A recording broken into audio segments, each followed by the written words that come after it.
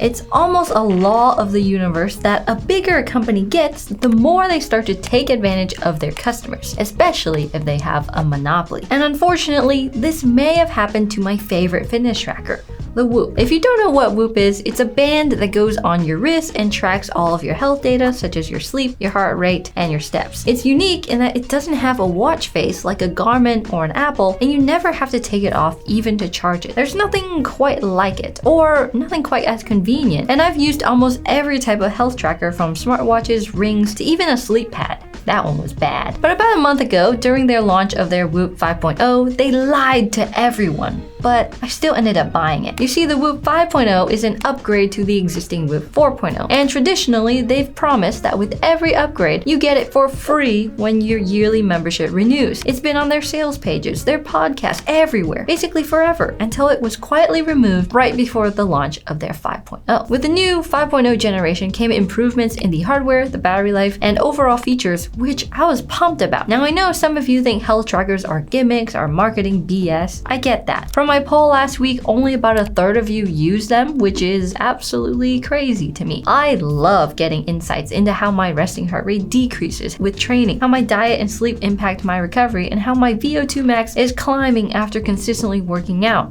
Am I a fitness nerd? Plus, they can tell you if you're getting sick, or in my case, it even told me that I was pregnant when I had a baby 2 years ago. All of these metrics are important to track if you want to increase your lifespan and just feel and operate better overall. So I don't think health tracking is just some gimmick that some people make it out to be. It's a real tool, and that's what it is, a tool. But I was really excited about the 5.0 launch. I was curious about what improvements we might get, what new data I could track and learn from. But instead of one product, Whoop introduced two new products, the 5.0 and the 5.0 MG.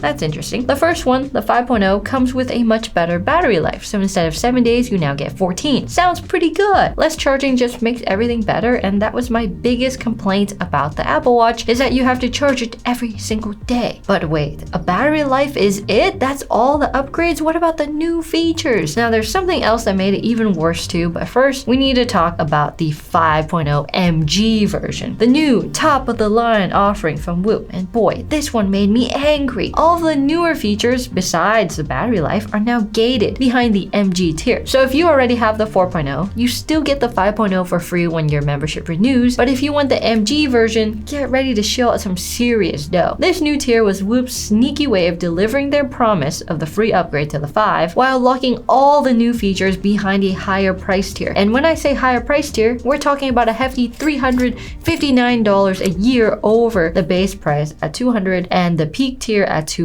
At that price, you could buy a brand new smartwatch every year. This subscription model is starting to look like a scam subscription model. So what does this new MG price tier have to make them charge so much more, you may ask? Well, it's essentially two new things. You get insights into your daily blood pressure, and you can do a heart screen with the ECG and AFib detection. Sounds pretty advanced, right? Well, these are awesome features to have if you have any heart health issues or high blood pressure. Now, I wasn't that curious about the ECG or AFib stuff. I don't really have heart problems, so I can't comment on that. But my husband does have pre-hypertension or slightly elevated blood pressure, not so high that he needs medication, but high enough that it's worth keeping an eye on. So I was interested to see how this might track the blood pressure and let us know what things impact those levels the most. Is it diet? Is it exercise? Or something else? And as a tech creator, I was curious about the product in general, so it was easy to validate the purchase. I just wanted to try it out. So how helpful was the blood pressure tracking? Well, I'll go over it soon. There's one more thing that added insult to the injury. When you upgrade from the 4.0 to the 5 and the MG, all your 4.0 bands no longer work. Even though it looks like it's the exact same device. It looks the same, but Whoop made the 5 band just a few millimeters different, just enough where the older bands don't fit anymore. This is important because since you never take your Whoop off, if you ever swim or get sweaty, you usually have to swap out the band, you wash the dirty one, and you let it dry while you wear your second band. So even if you have multiple 4.0 bands already, now you need to buy new ones for the 5, so you're not always wearing a dirty band and getting rashes and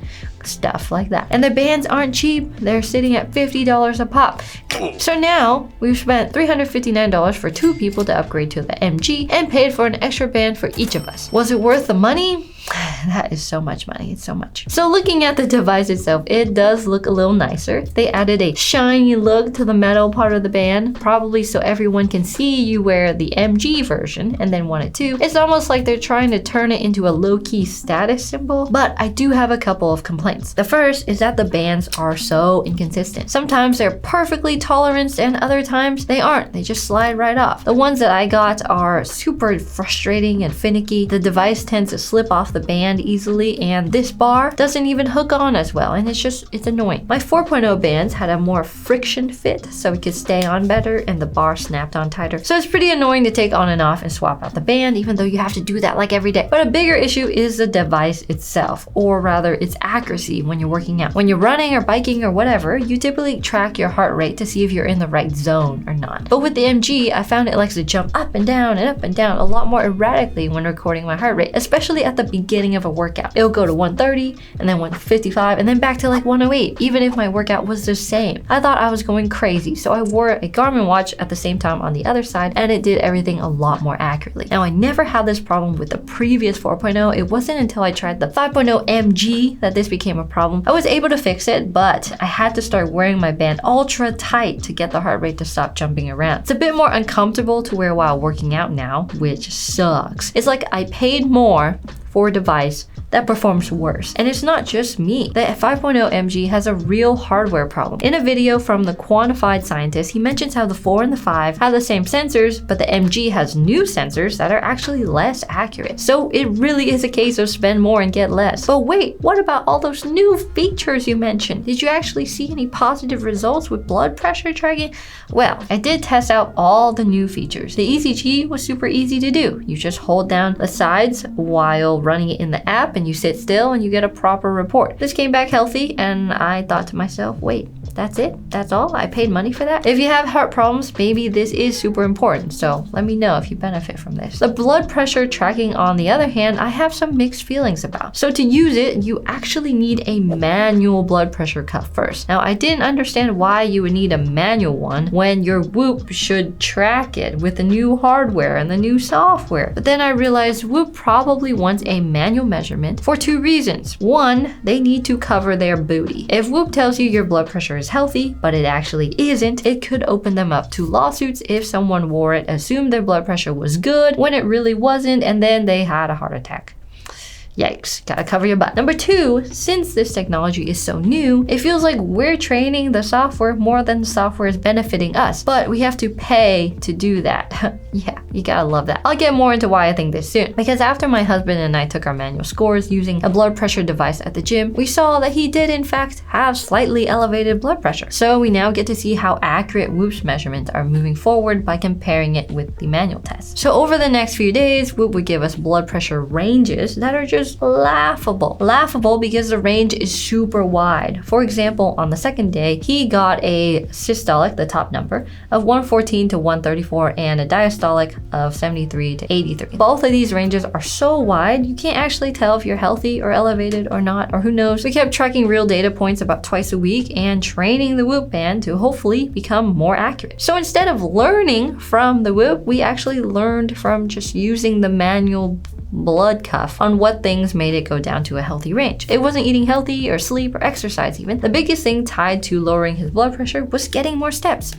Yeah, I didn't expect that one either. Simply going for walks was the biggest thing that drove his blood pressure down to a healthy range. So while I'm glad the Whoop got us to start tracking this data so we could learn from it, the actual device itself isn't too helpful. The ranges are so wide that it will always be right, but I wouldn't trust it for accurate measurements. Instead, it's probably better to just measure your blood pressure manually instead. So if I had to do it all over again, would I buy the MG? No.